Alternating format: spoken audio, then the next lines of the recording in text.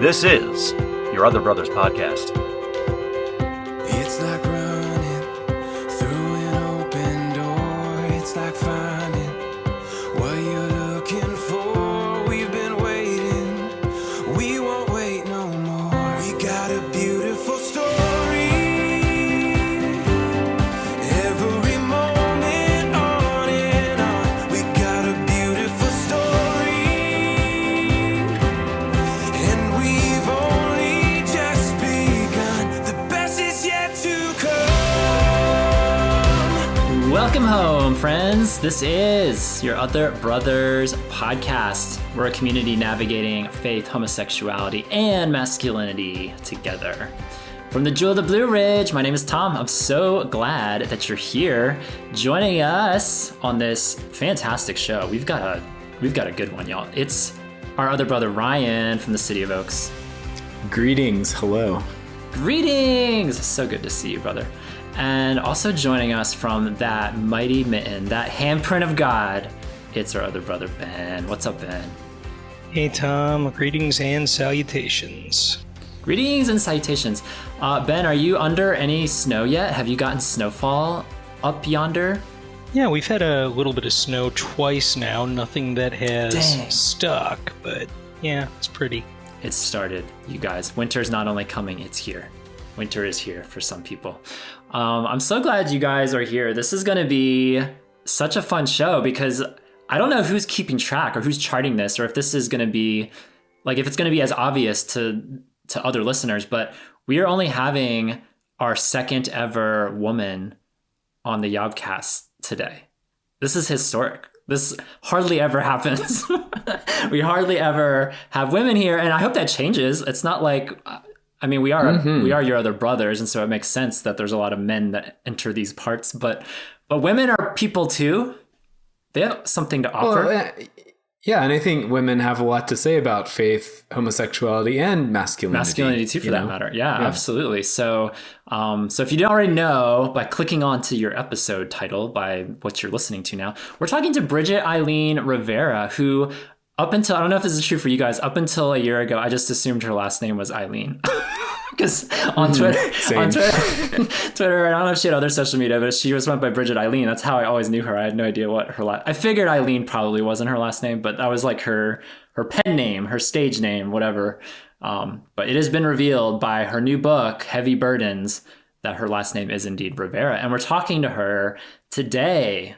And I'm so excited to be able to talk. It's always fun as a fellow writer, like to talk to other writers in this world, in this community, and to just to pick their brain a little bit. Like I'm kind of geeking out a little bit just from that standpoint. But she's a fantastic follow on Twitter. If you guys don't follow Bridget, if you're not on Twitter, I completely don't blame you if you're not on Twitter. But if you are, I would recommend giving her a follow. And we're gonna talk to her today.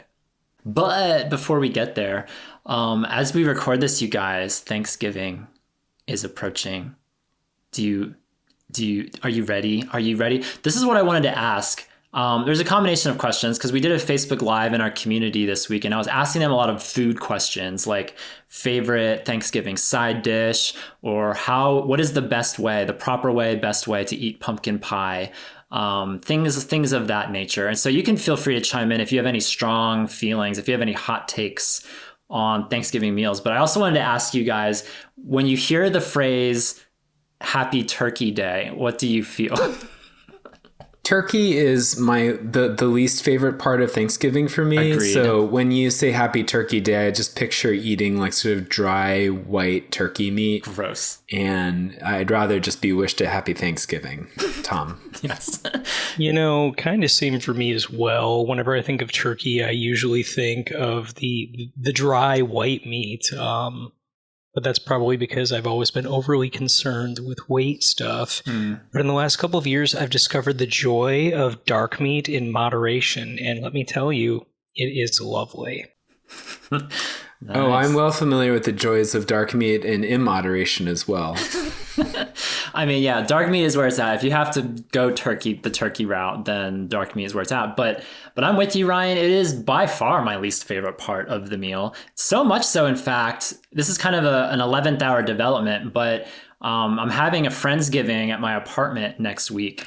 And we haven't just started discussing what the food options are, who's bringing what, and what that's going to look like. But if it's at my apartment and I'm in charge of like that main entree, which would be traditionally the turkey, I'm considering just doing a rotisserie chicken instead. I would personally enjoy that more.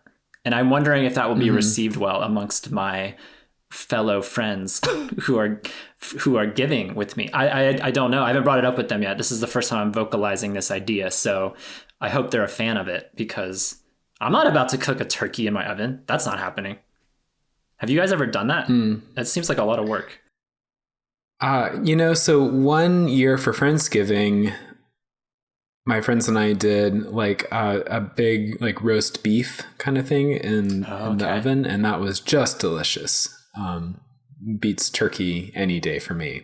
Was it like a 12-hour process or anything? Because that's the thing with turkey. It's like I remember my mom doing it. She would like set it out the night before, and then she's like taken care of that thing for the better part of the whole morning and early afternoon. It just seems like an unnecessarily long process for a meat that's not even that great. If you want to smoke your beef or something, it can be that involved, but we were just roasting it, and that was pretty short, like an hour or two. Gotcha. What do you do up there in the mighty mitten, Ben? How do the turkeys just roam wild? I mean, they roam wild here in the Jewel of the Blue Ridge. I saw like 20 of them outside my neighborhood the other day. But what about with you? What's your turkey relationship? Thankfully, Marie and I both have parents that are willing to cook. The amount of work involved in doing a whole turkey is it's not for me. Definitely okay with eating food that other people cook. We did make a duck one year, and I totally botched the recipe, and it came out charred, blackened, and pretty much inevitable. So I'm content to eat other people's turkey. Oh, I think duck is worth a second try, though. I would like to try that. Yeah, Thanksgiving duck. I'm for that. That would be fun.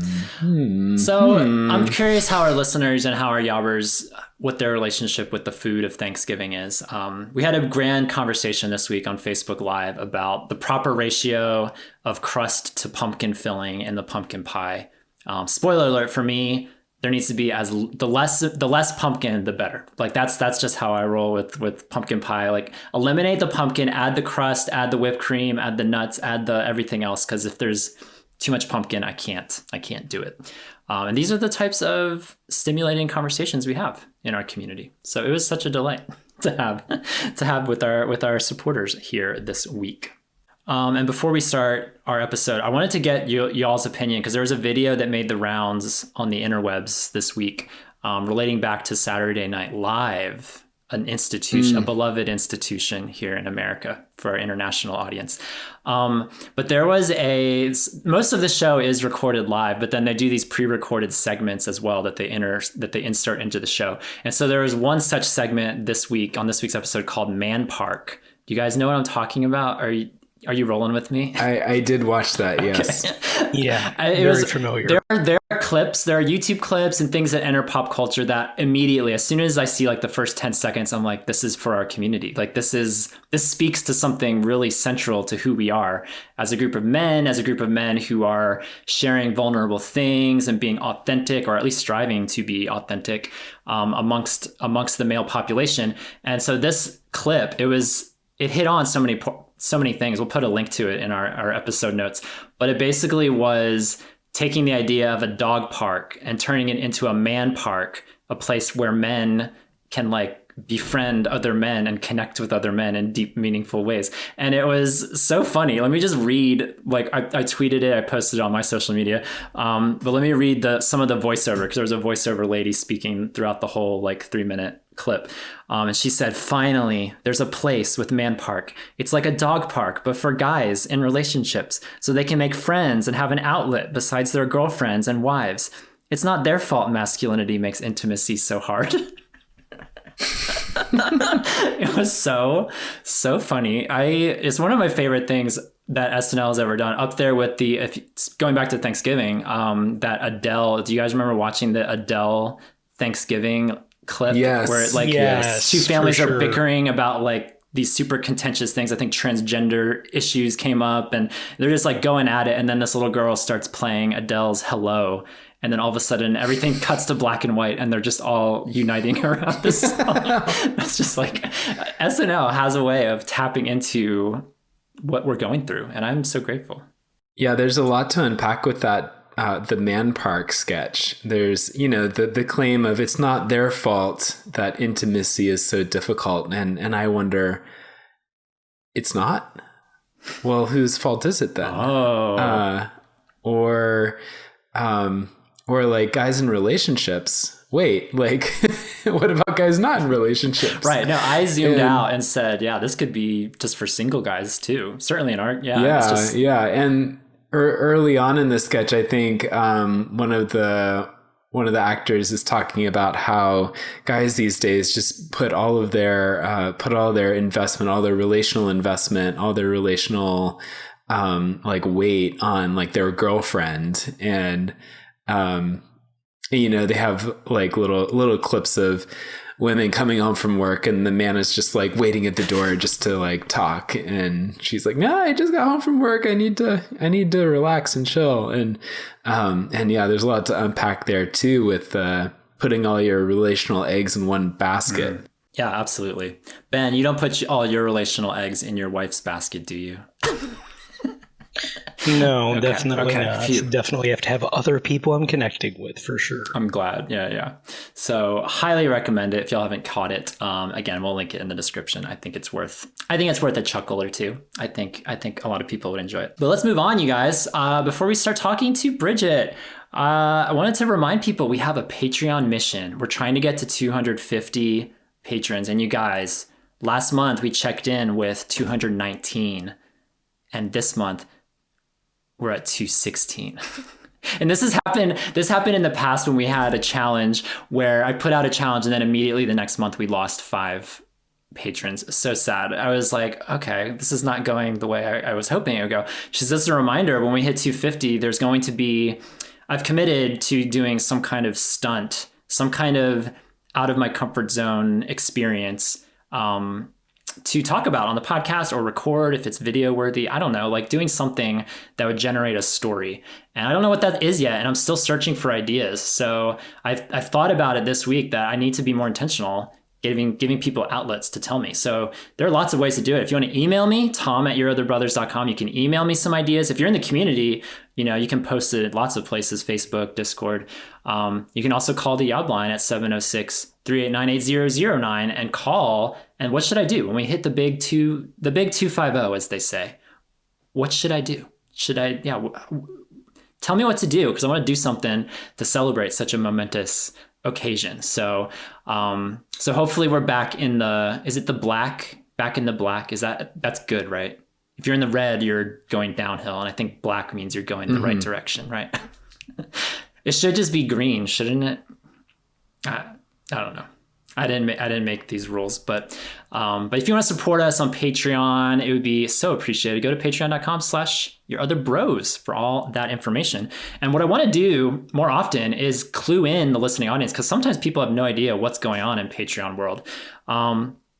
And this is a fairly new development of the last couple weeks, where on our Discord, a bunch of our Spanish-speaking followers decided to come together, and there is now a Spanish-speaking channel on our Discord called Otros Hermanos, which is so great. And it's so funny because we have like 6 people on there, and I'll click over there every once in a while. I'm not like I can pick out phrases and words here and there, but like it's funny because I'll just click over there once in a while to see if people are posting on Otros Hermanos, and it's inevitable. I'll scroll down just like a little bit, and I see multiple people posting JA,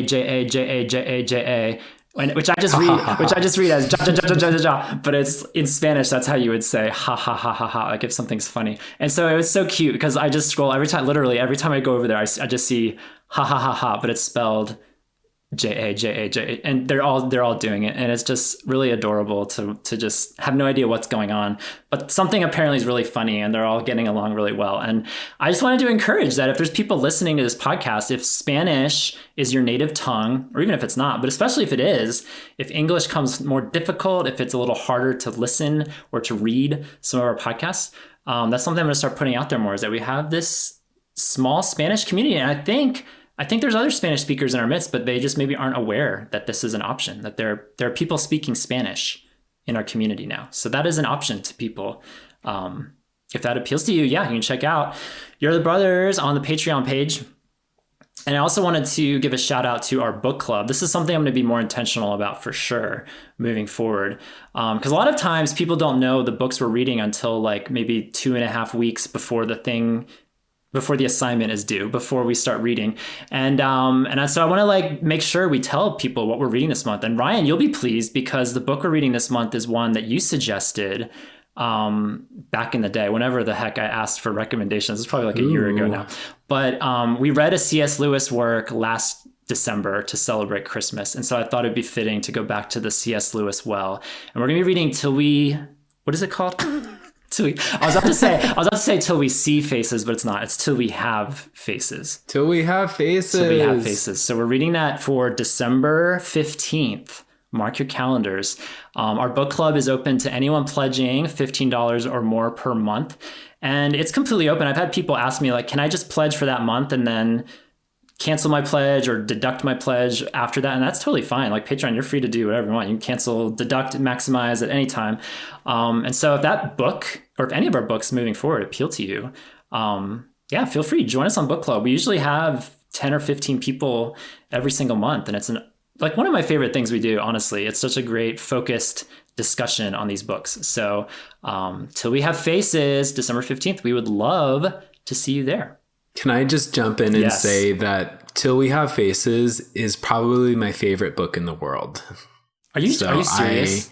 Yes, no hyperbole? I am very serious. Oh my gosh. So no hyperbole. I'm very excited to talk to the entire internet. Anyone who listens to this podcast, please join us for book club. I was going to ask you, since it was a book you recommended, I was going to ask you to give a shout out for this book. So I had no idea though it was your favorite. That's news to me and it's good to hear. So it'll be fun. It'll be fun to talk about that next month.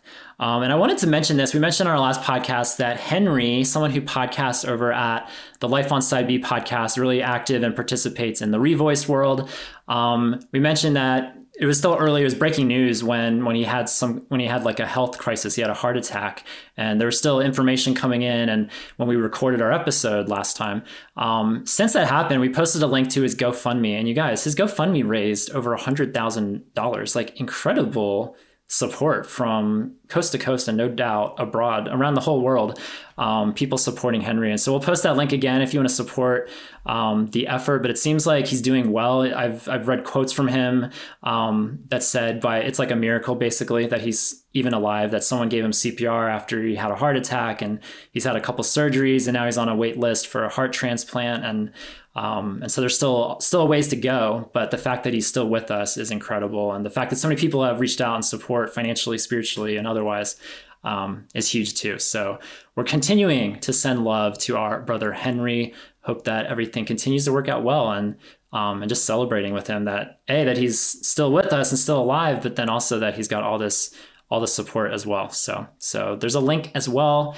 for his GoFundMe if you would like to add to that support.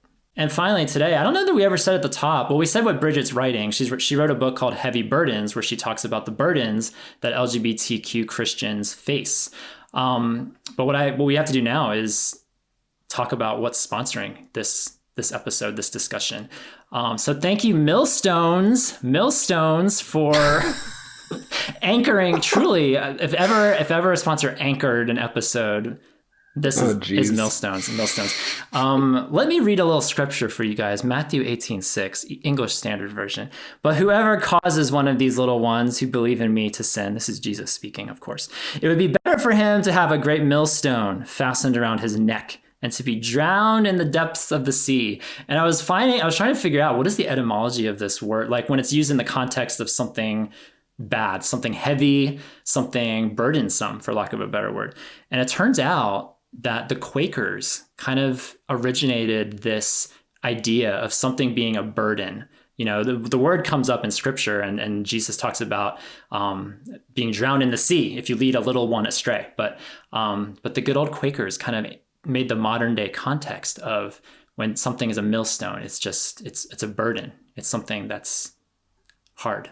Wait, are you telling me the Quakers invented a method of execution where they would tie a millstone to somebody's neck and toss them into the ocean? No, that's not what I'm saying. I'm saying the current idiom or colloquialism or whatever it's called, when you're referring to something being a millstone and referring to it as a burden, that the Quakers several hundred years ago started using this, is what I determined from my research. Because yes, it was a form of execution back in the day, but we don't use that anymore. I don't think when we say millstones today, we're not talking about execution. We're talking about just something really being bothersome. Well, Bridget actually brings up a millstone incident in her book in page 183. Somebody's wife was practicing believer's baptism, and as a punishment, they tied a millstone around her neck and drowned her in the Danube River. So, that's still part of history. I totally forgot about that. Wow, it's so fitting. Millstones are so happy right now that they got a shout out in Bridget's book. I totally forgot about that. Yeah. Bridget's book also sponsored by Millstones. Thank you, Millstones. Millstones. For all your hard work. Also used to crush grain or corn. that's probably what it was originally made for. And we've just totally darkened this very productive device. But oh well. Right on cue, Bridget's here. So let's get Bridget in the room. Bridget, what's up?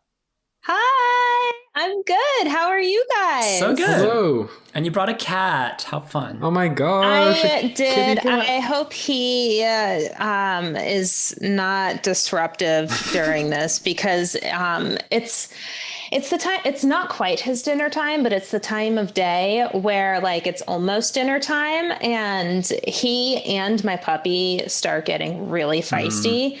So I actually put my puppy away in her kennel so that she could just because in the past, whenever I've done podcasts at this time, she is just going berserk in the background, of course, barking, fighting with my cat.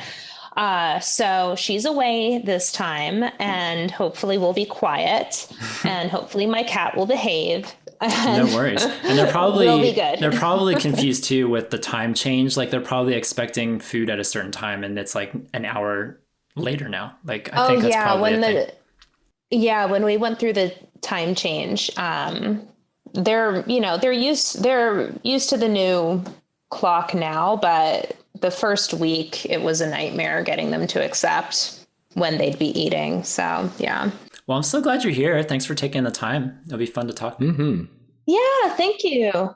All right, everybody. So super excited to have today's guest. I don't know if she's aware of this, but she's only the second woman to ever appear on this show. So she's breaking boundaries. And I was saying in the intro, Bridget, I really hope that this is a change, that I hope we have more women on the show, even though we're predominantly a male audience. There's amazing women, whether they've written books or not. We're going to talk about yours. But you wrote the book, Heavy Burdens, 7 Ways LGBTQ Christians Experience Harm in the Church.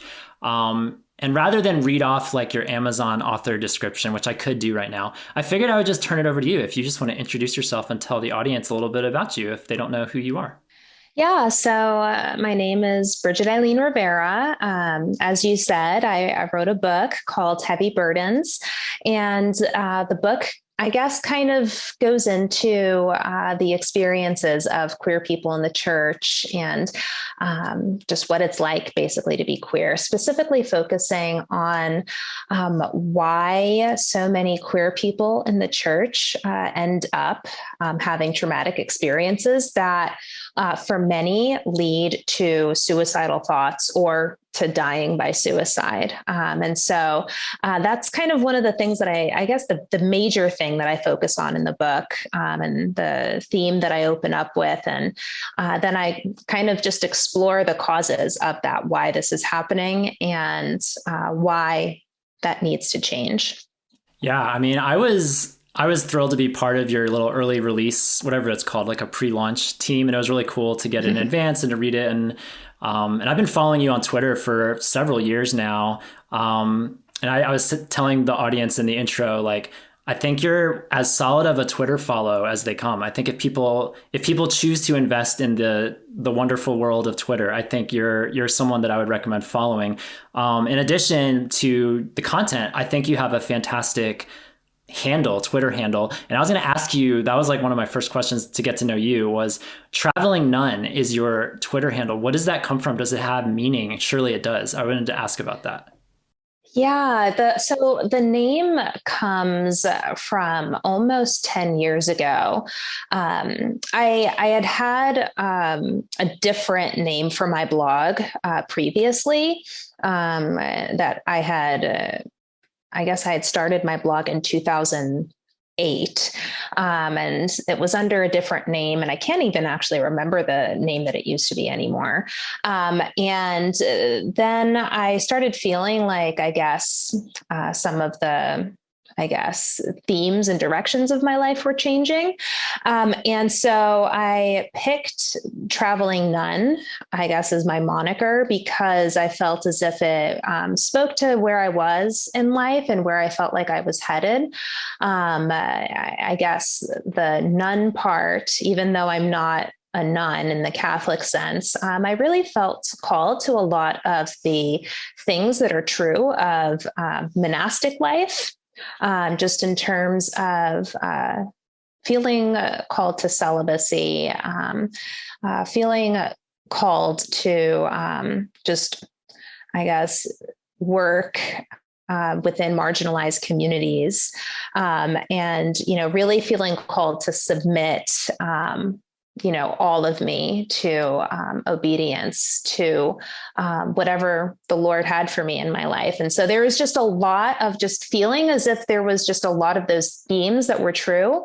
And at the time, I was really feeling like, and I still feel this way, I'm on a journey when it comes to faith, and I'm, growing, but it's a journey. And so, I am a sojourner in, I guess, an alien country in a lot of ways. And just, in terms of this world.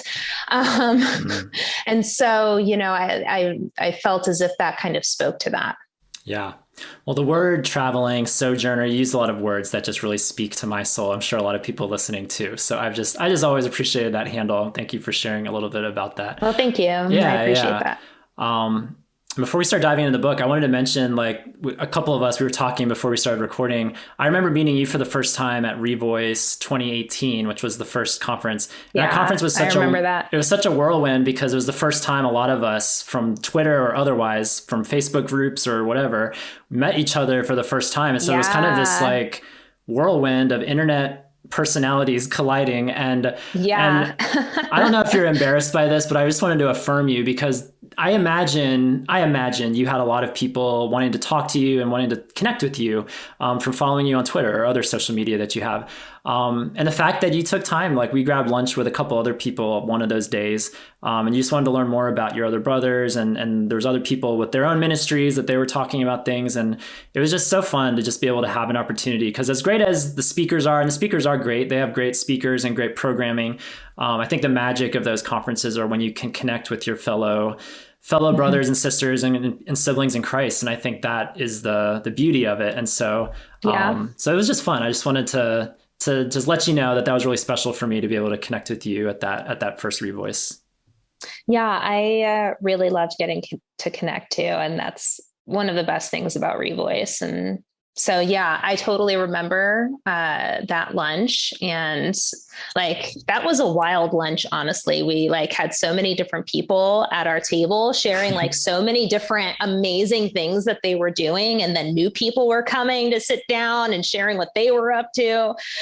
So yeah, that was a lot of fun. And I really enjoyed getting to know you during that time. It was really cool. Yeah. So fun. So fun. Well, I guess in as a way of making the segue, I was up visiting Ben in Michigan recently, and we were listening to this audiobook just driving around the state, and it was riveting. There were parts where we were just like screaming in frustration at some of the things going on, some of the stories. We were pausing it to discuss, and we just found so much of the content to be very relatable and very thought-provoking as well. So I've been looking forward to discussing this book very much. I appreciate that. It's really cool to hear from so many queer people telling me how relatable the stories are. And that was one thing that I really hoped from this book, that queer people would see themselves represented in the book, and the experiences that they've had and what they have been through represented in the book. In some ways, I think that makes it hard for queer people to read. But I'm also hearing from a lot of people that it feels healing to finally have something down that finally names what's going on. That's been really cool to see, because I was really hoping that that would be one outcome. And I know for myself that for every story that I did in this book, I did an interview with someone, and I did actually more interviews than the stories that are in this book. And I can definitely say for myself that having all of those conversations with different people and having them share their experiences in the church and what they've been through was just healing for me personally. Hearing what they've experienced and how that worked in their lives, and just the stories they shared with me, it felt affirming because I saw myself in their stories, and I was like, I'm not alone in this. And, you always know you're not alone, but there's something about finally hearing and seeing yourself reflected in another person that just, I don't know, it makes such a huge difference. So I found that to be true for myself. Yeah, and even the stories where I didn't necessarily see myself exactly, because like I mean if I'm honest, I've had a relatively easy go at things. Like as a queer person growing up in the church, I can come up with some frustrating moments from my past, but the more I'm involved in this field of ministry and walking with queer Christians and getting to know them and hearing these stories, the more I realize, like, wow, there's a lot of pain out there that I might not know about unless I hear these stories and engage with them. Between like, well, I'm a white cis man, so that's part of it. But then also, I just had a very fortunate situation, like in my church history, in my church past, and so I've been really appreciative as well to just hear more of the stories of what people have gone through, and it's helpful to remember how much work is there's to do. Yeah, there's so much work to be done, but the work is being done. And, slowly but surely people are becoming aware and are making changes. It's not, I guess, it's not an impossible goal. It's happening. Yeah. And just spreading awareness, like the fact that you told all these stories, I think that's awareness, and education is a huge starting point. I think there's so much resources available now compared to even 5 years ago, to certainly 10 or 15 years ago. So I don't know. I think there's reason to be cynical, but I think there's reasons to be hopeful as well. Yeah. I 100% agree. Yeah, just I think with sharing a lot of the stories and the different elements behind them, for some people, they're going to look at that and go, that element happened to me, and it's going to help remove some of the gaslighting they've experienced in their churches, being told that they're the problem, they're wrong for questioning the queer, air quotes, teaching of scripture for even raising questions regarding what everybody has known for, 2,000 years of church history. Well, no. Yeah, I think that's going to give hope to a lot of people in their experiences. Yeah. Well, that really, I really appreciate hearing that. And yeah, I think one thing that I think happens to a lot of people is they go through something in a church, and one of the reasons why they stay quiet about it, they don't say anything, they don't push back, is because they believe that they are the only one this has ever happened to. And so they don't actually think that speaking out is really going to make a difference because they're just one person. And, what is that going to do? And, it's easier just to stay quiet. They can grin and bear it. But the reality is that if it's happened to you, it's happened to other people. And, there is a community out there, people that you can connect with, and, doing something about it. Not, like you don't have to stay in a toxic church, is always an option, always something that you can do. Yeah. As a fellow writer, like I wanted to dive into a little bit before we start maybe plucking out some parts of the book. I wanted to get into your process, and I was really curious, like when this book, however it was birthed. I mean, you can even talk about that of how it was birthed, but but there's a good mix of. I mean, there's so many stories that you provide. You mentioned that you interviewed even more people that probably just couldn't make it into the book for the sake of space. But but like going into the book, like what was, because you included a lot of stories, and then there's also a ton of history that I found really fascinating that I didn't know.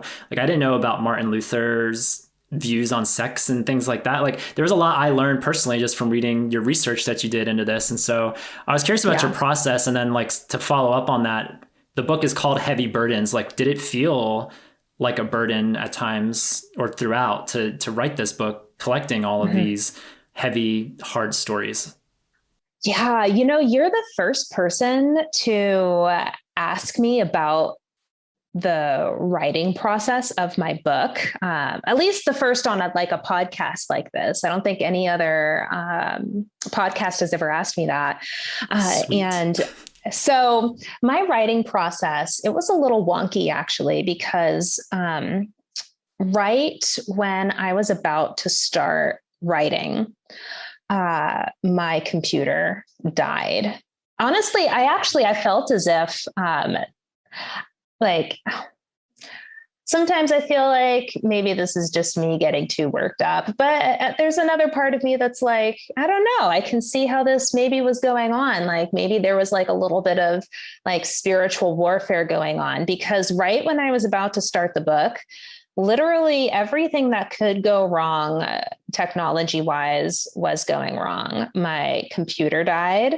And I didn't have money to get a new one. My phone died. And I was like without a phone, and, had to get a new one of that. And, my website crashed. And so I was like needing to figure out how to get my website back up and running. Like everything that could go wrong technology wise was just going wrong. And I was like, what on earth is happening?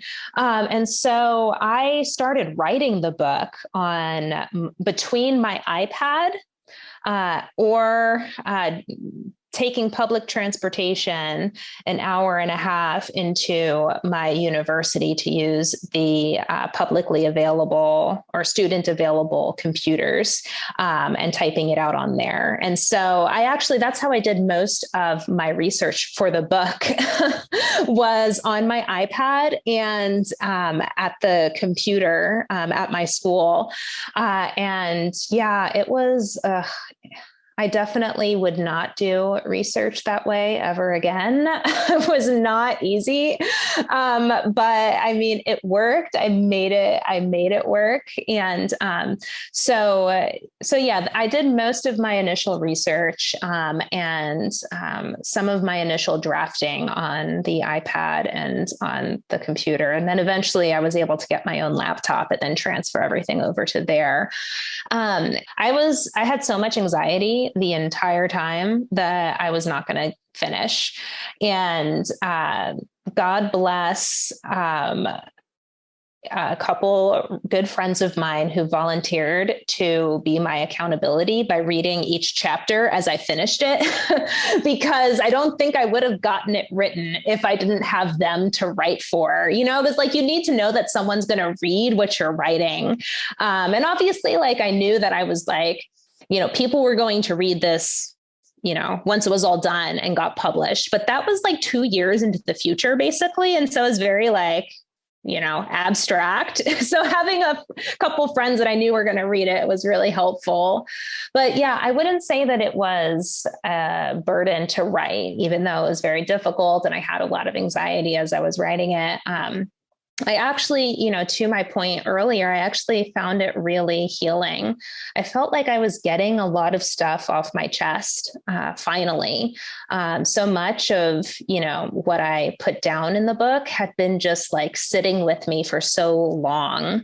And yeah, you know, that had been burdening me for so long because I felt as if this needed to be told, like people needed to see what I saw, and like this truth needed to get out there. And it was really a relief almost with each chapter that I wrote to like finally put this down on paper, and to know that this was finally going to be said out there and put out there for people to finally wrestle with and grapple with. So it was a relief. It was healing in a lot of ways. And finishing it definitely felt like, okay, you know, I've said it. All right. Yeah. And I didn't say everything. But I felt like at least I said, you know, a number of things that could maybe make some kind of difference. For sure. Well, I'm glad you persevered because yeah, it's a fantastic book, and I'm glad it wasn't, because I was wondering that as I read it, because there's so many hard stories. One that jumps out to me was one that you told of Dean, because we have a connection with Dean, and talking about how he worked at a church and was working in children's ministry, and then confides in his church about his story, about his sexuality, and basically framed to him to now basically they're going to transition him into another role within the church to protect his reputation. So it's coming off as like, we're looking out for you by moving you away from the children to be in another ministry. But then how is that received? It's being received as, oh, they think I'm a pedophile, or I could be especially at risk with the kids versus, and you mentioned in the book that most pedophiles are straight. They're not gay or queer. And like, that's a story that definitely jumps out, not only for the personal connection, but for also just, I mean, that's just a hard story all around. And that's just one example, because unfortunately there's like 20 other similar stories of connection, of just having a burdensome relationship with the church. And,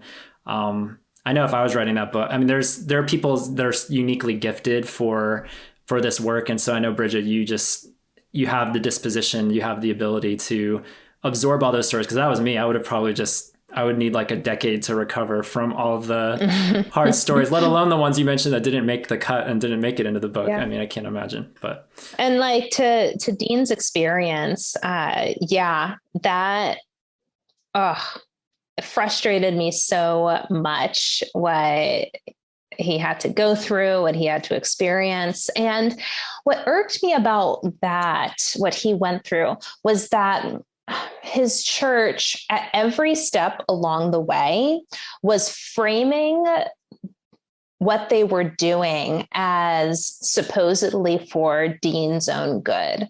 Like, we are transferring you from children's ministry because we don't want people thinking that you're a pedophile. We're putting you over LGBTQ outreach because we just think you're gifted in that area. We don't want you doing this because people might raise an eyebrow. Like, everything was framed as supposedly for his benefit, but actually all of it was, progressively policing him more and more and more and more, until he shared in his story how he got to a point where, like, legitimately every little thing that he did was cause for concern, to the point of, like, posting a picture of himself with a friend on social media, and, like, he's being called into the pastor's office to explain himself. And the number of times that I have, heard stories like that is just, like, too many to even count. That was something that he and I had connected over, and I ended up writing a blog about my own experience there, coming out to a pastor that I felt was safe, being pulled out of different areas of ministry as a result, and this question of, okay, well, who can I minister to then? If you're concerned about me being, in ministry with other men one-on-one, are you putting me in ministry with women? Well, no, we can't do that because, your story is not public and it would look inappropriate if you were, doing ministry with women. It's like, okay, so what are you going to do with me? I felt very managed rather than understood or seen. Yeah. And I think part of the process for me there, the frustration was, I was pulled out and set aside, at least partially because the pastor didn't know what to do with me, but then didn't want to re-engage in the conversation. So it was about making me safe or making other people safe from me, but not doing the follow-through work as well to try and understand and re-engage. Yeah. So frustrating and so common in so many churches, unfortunately. I think the chapter that I appreciated the most was burden number 4, which talks about biblical clarity and how often in our conservative church circles, we allow for so much complexity and nuance around other questions of sexual ethics and marriage ethics, like birth control or divorce. And it's not like we don't have opinions about those things, but we make peace with people who don't agree with us, and we don't kind of we don't get upset when people interpret the Bible differently from us. And yet, with the ethics surrounding homosexuality or the situations transgender people might face, like, there's kind of this presumed clarity. Oh, the Bible is clear about this. And anyone who claims otherwise is trying to get away with something, is trying to, it isn't being intellectually honest. And I think that really helped me put my finger on something that has felt very unfair, but I didn't really have the language for that until I read this book. And this is a question, I promise. I think it's easy, without thinking too hard about it, I think it's easy for a lot of Christians to feel like they have to find that clarity in order to support these strong convictions. And I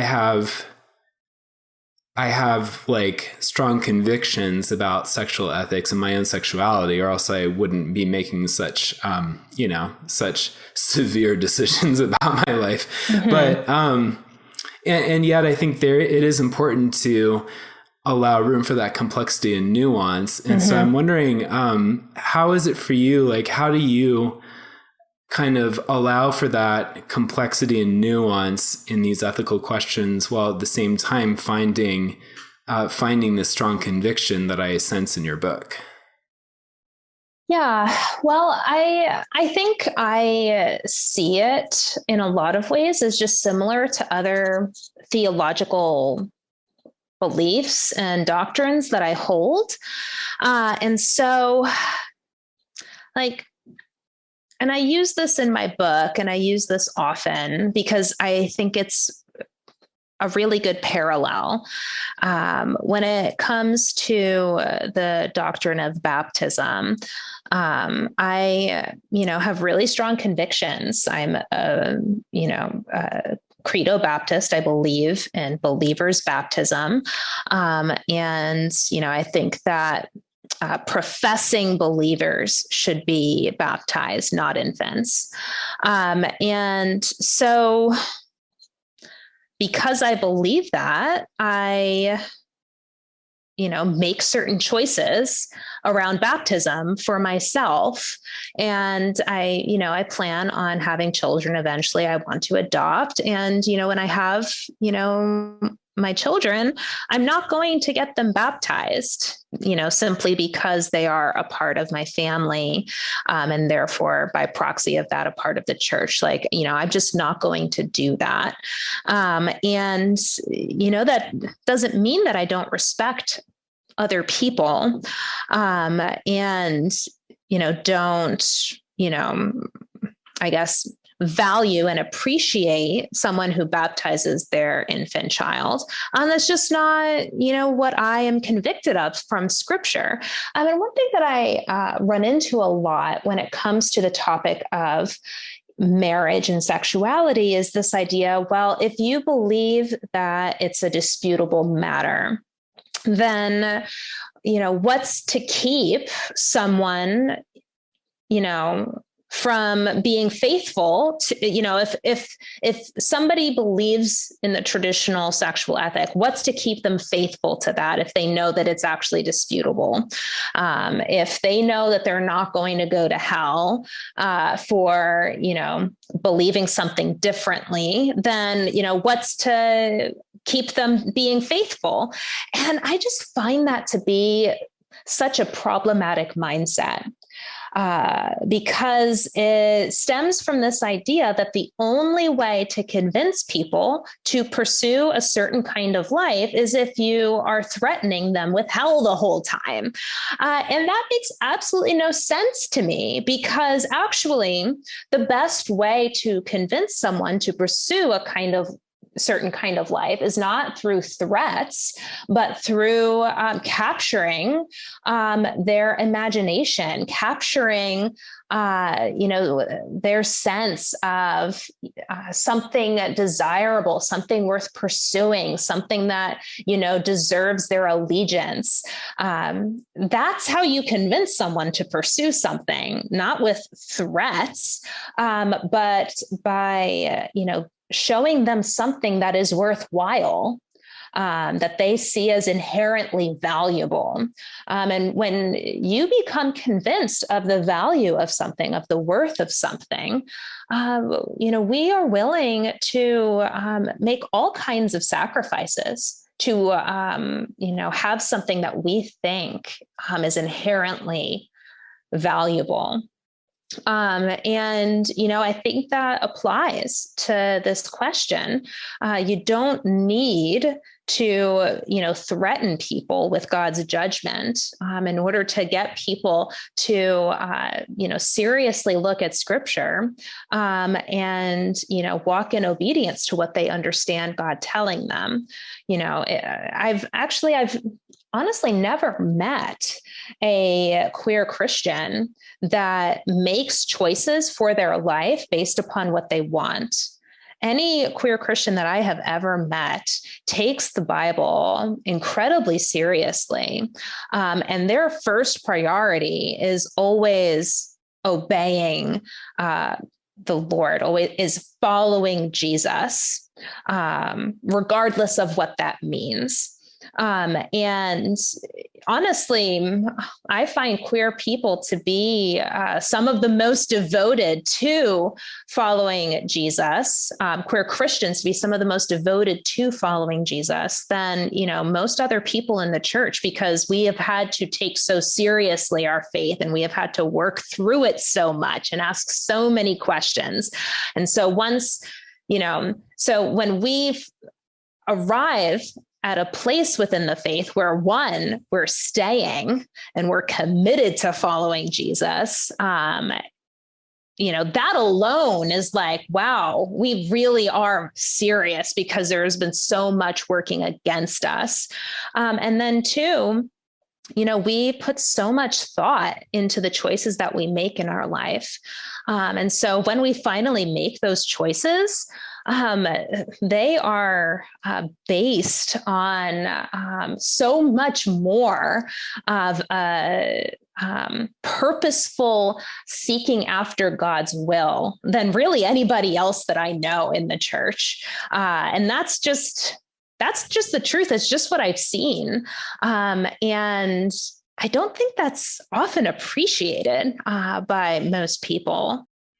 Mm-hmm. Yes, I love what you say about, we don't find our way to convictions because we've been argued there, like we find our way to our convictions because they're beautiful. We see beauty there. Yeah. Like it's, I don't, maybe I'm just projecting my own sort of like, not, my own sort of, ill-considered train of thought onto other people. But I, at the end of the day, I think we all kind of believe what we really want to believe. And, and like, I find, I don't know, I just find that, I wasn't really able to own my side B position for myself until I saw it to be good news for me. Yeah. Yeah, 100%. The gospel is good news. And what we are invited to live out as a product of the gospel should also be good news to us. And so I think that is so true in so many ways. I think one of the things that stood out for me was kind of the conversation about masculinity and femininity and this. Yeah. Okay, so what's the real difference there between a biblical man and a biblical woman? And if the only, answer that the church can give is submission, have we really thought that conversation through well? Mm-hmm. And that's a conversation that's come up in my own church. And so if anybody listening thinks that this is just a book for LGBTQ Christians, there's a lot of stuff in there, I think, as well, that the church could stand to look at on marriage and gender as it relates to heterosexual people, not just sexual minorities. I appreciated that. Yeah, that was actually one of the things that was, I guess, a hope of mine in writing the book, was that there would be evident in each chapter how these things relate not just to queer people, but to all people in the church, how these things intersect with other issues and impact other people's lives in the church. Because, at the end of the day, what we're talking about when it comes to queer people, it's not just queer people, it's everyone. Well, even though these are harms from the church towards LGBTQ people, it seems like those harms towards LGBTQ people uncover harm that's being done to the rest of the church in living in an unexamined life. Yeah. Yeah. So true. Well, I put it out to our community that you were coming on the show today. Just a few hours ago. Normally I give them a couple days advance, and I was like, oh man, we're recording with Bridget and I haven't asked them if they want to ask her anything. And thankfully we got a few submissions. We don't have time to ask all of them, but I thought I would read one particular question because I thought it was insightful and it tied to his own story. So I'm just going to read the whole little paragraph that he sent, and then we'll just get you out of here on that. So he said this, and he read your book. He said, I'd love to hear your thought process on why you chose celibacy in the first place. I know you can, that might be tough to tie together in 3 minutes, but she says in her book that celibacy needs to be received as a positive response to our faith as we walk in relationship with Jesus instead of a coercive requirement in order to be in a relationship with Jesus. She says a bit later that a path with such profound lifelong consequences needs to be experienced as a product of freedom and not of bondage. as a celibate gay Christian who grew up in the church, I feel like when I originally chose to pursue celibacy, it was the requirement and bondage feel rather than the received as a positive response and product of freedom feel. But it has slowly been morphing into the positive reasons than the negative ones. So I guess my question would be, did Bridget originally choose celibacy herself for its positiveness and own unique freedoms? Or like me, did she choose it originally as a required burden and later learn the positive aspects? Yeah, it's a really good question. And and the short answer and then the long answer. The short answer is that I did originally choose celibacy as a positive, life-giving thing for me. So that's the short answer. The long answer is that for me, in my experience within the context of church, celibacy just wasn't even on my radar. It was never really presented to me ever as being a life choice.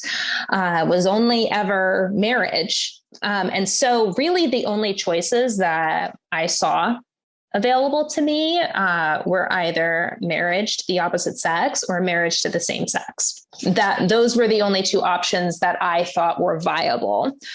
And so I felt as if I was kind of torn between having my faith on one side, but living a miserable life, or on the other side, living, a life that had relationship and intimacy, but foregoing my faith on the other side. And I know that many LGBTQ Christians are faithful to Jesus and are married to the same sex. I don't believe that you can't be a Christian if you land on an affirming side on this theological question. But I know for me that the way I read scripture, the way I was convicted, I knew that wasn't an option to where I could embrace that and also be living at peace with my faith because of what I read and how I understood it. So I felt just like torn between two options that really left me, torn into on both sides. So how does that all get to celibacy? I first was introduced to celibacy through the queer community, not through the church, not through Christians, but through the queer community. And that really made a difference. I really believe that if the church had introduced it to me, it would have been introduced to me as this really, really awful, burdensome thing. And I really don't know where I would be today. But celibacy was introduced to me as a queer life, as a inherently, I don't even know how to say this, as something that just was inherently queer and inherently beautiful and worthwhile. I met someone who was ace. And I had never met an ace person before, and we started getting to know each other and started to talk. And she started to talk about, what she wanted out of life. And she talked about how she didn't want to get married. She didn't want a sexual partner. She didn't believe that either of those things were necessary to live a happy life. And it was actually really frustrating to her that almost everybody did think those things were necessary to live a happy life, because it was making it difficult for her to find, a partner, because, she didn't want marriage. She didn't want sex. She just wanted someone that she could do life with. A friend is what she wanted. She wanted a friend that, could be committed to her and they could do life together. Or maybe like two friends, but, one friend would be enough. And that's all she wanted out of life. She didn't want marriage, a nuclear family, sex. Like, she wanted a friend. And that was like life-changing for me, to meet someone who wanted this. It was like so different and so wild. And not only is this what she wanted, she talked so, I guess, profoundly about the problems with a culture that was so sex obsessed and so marriage centric. And I had never considered those thoughts before because, again, I came from a church context that was very marriage and family centric. And, to hear her talking and like talking about the frustrations with that, and then talking about the kind of life she wanted, which was to, she didn't want sex. She didn't want marriage, like she didn't want to have anything to do with that kind of life. She wanted to have a friend and she wanted to do life with a friend. And I heard her talking and I was just kind of like, wow, that sounds actually amazing. I kind of want that, what an incredible life that is. How could I have that too? And so I, started thinking on it more and, seeing how, this kind of life that I could pursue actually aligned so much with my faith and what I read in scripture that was, about what is valuable in the Christian life and, serving the Lord and, putting him first. And, I started to, see how this life that she had described to me was so compatible with, my desire to follow Jesus. And I was like, okay, that's it. This is what I'm doing with my life. This is an incredible, way to live. This is, what an incredible vision, for just, being a human being in this world. And it will allow me to pursue Jesus, and be able to follow him.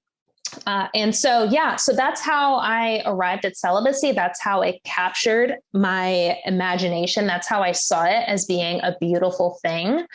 And I really think it made all the difference that I encountered celibacy for the first time that way, instead of it being introduced to me through the context of a Christian community that only saw celibacy as this costly thing that, was defined by pain and suffering.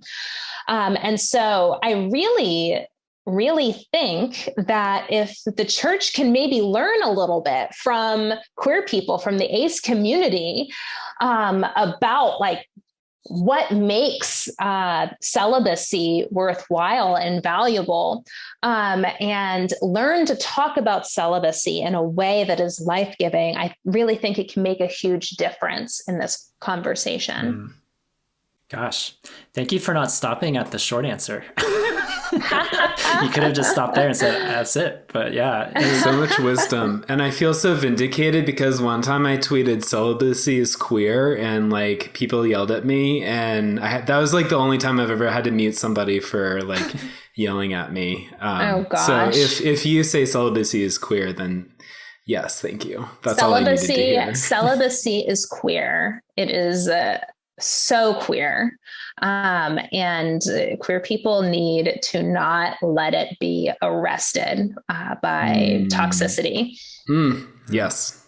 Well, the life-givingness that you speak of, it shows on your face and in your voice. And so thank you for sharing some of your vantage point. And I know we could have dived into like all kinds of chapters in this book, but it was so great to talk to you today, Bridget. I really, really appreciate it. Yeah, I'm so glad that I got to talk to all of you. So yeah, thank you for having me. So your book's on Amazon. How else can people, if they want to get in touch or follow you, what's the way to do that? Yeah, so Heavy Burdens, Bridget Eileen Rivera. You can buy it wherever books are sold. Go on give it a read. And my social media handle is @travelingnun. You can follow me on Twitter, Instagram, Facebook. And then you can also find me on my website, BridgetEileenRivera.com. And you can access my blog through there, as well as whatever other information you're looking for. Sweet. Well, it was a joy. It really was. I hope it's not the last time. I hope we get to talk again soon, Bridget. Yeah, I hope so too. Thank you. Thank you. Yeah, wonderful meeting you. It was lovely meeting your cat as well. If for any YouTube clips that come out, you might see Bridget's cat wandering the scene, making an appearance. Unfortunately. What's his name? His name's S-Time.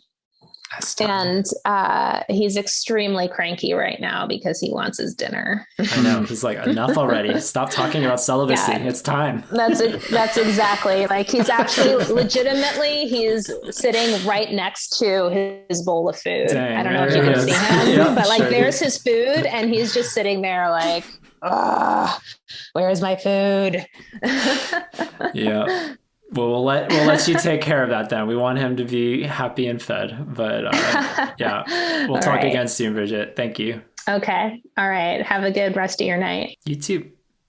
All right. Bridget Eileen Rivera. What a delight. She just, something about the way she speaks and there are some people you can just see it on their face that their conviction comes from somewhere solid and deep. Like, this isn't just a fluffy, sugary conviction. I think it's fairly common, as we touched on in the conversation. Like, there's a lot of incredible faith in our community, and I don't know, just to see it on full force like that as she talks about this book and talks about her life was so great. I'm so glad she agreed to come on. Yes, agreed. She just had so much to say, and that's not a criticism of like her like talking a lot or anything. I just feel like you can ask her about anything you expect to hear, just like lots of really good insight, lots of really like fully formed, well-formed thoughts about whatever you're talking about. She's thought through this, I mean, each topic in her book, and they're all kind of woven together and interrelated, and that comes out in, when she's speaking as well. Yeah, it was lovely. Would love to hear how this conversation, and if you read the book, how the book landed with you. You can head over to our podcast episode page, yourotherbrothers.com/podcast. Find the episode 87 post on heavy burdens, and tell us any of the following: how this conversation landed with you, if you've read Heavy Burdens, how the book landed with you. And in particular, is there any particular, because she lays out 7 burdens. We didn't get to talk about all of them in the conversation today, but was there a particular chapter or a particular burden that maybe stuck with you more? Like, is there one that maybe hit closer to home than the others? And if you have a story to share, if you're comfortable sharing it on our site, we'd love to read it. We'd love to respond with it. So we always love it when you guys share how our conversations land with you. And a big thanks to Millstones for grinding out this episode. What a great conversation. We've had some, as 2021 winds down, we've had some incredible conversations this year. Preston Sprinkle and Gregory Coles, Bridget Eileen Rivera. I'm pretty sure this was like the last outside conversation we'll have before the year closes. Who knows? The year's still alive. We'll see what happens. But I think if that was indeed the last author we speak to this year, what a great one to go out on. It was fantastic. So thank you, Millstones. I don't know how to tie it back to Millstones, but as always, we love our sponsors here. Also, as we're on the topic of sponsors, Ryan Berger, we need to quickly mention that our last sponsor, AutoTune, had a field day with you, and it was fantastic. It was a big hit. I wish, listening back to that episode, at the time, I was like hoping for more of a reaction from us, but we didn't have the auto-tune happening live. And so when I was listening back to it, it was so funny. And then I was so mad at myself that I just played it off like, oh, he's just talking, or he's just trying. But like the fact that we were able to make auto-tune happen on that episode with your voice was so delightful. One of the greatest joys, honestly, of this entire show show's history. I just want Zoom or Microsoft Teams to introduce like a whole auto-tune filter, so I can just like be auto-tuned on like an entire like work meeting.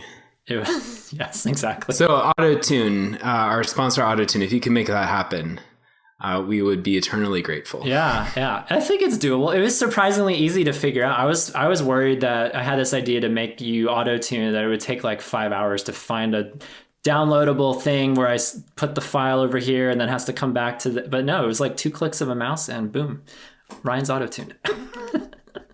So we'll have to auto-tune you or anyone else, Ben, if you want to be auto-tuned sometime. If you just want to be auto-tuned, let me know.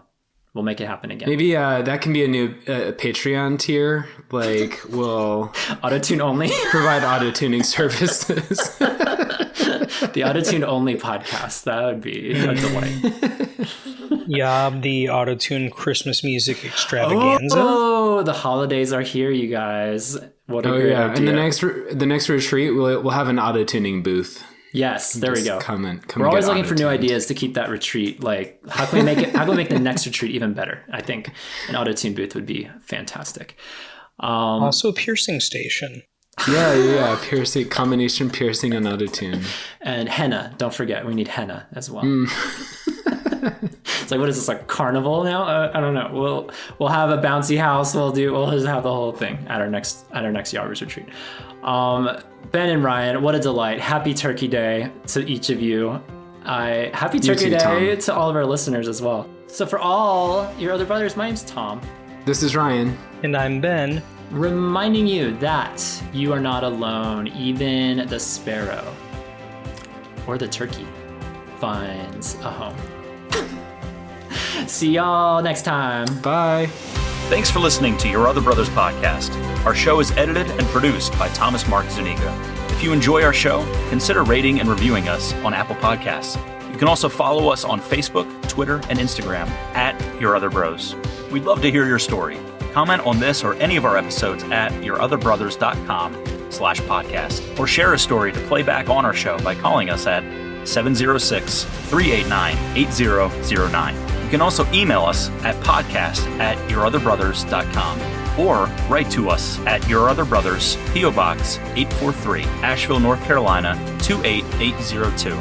Finally, if you'd like to further support our storytelling, community building efforts, consider becoming a Yobber.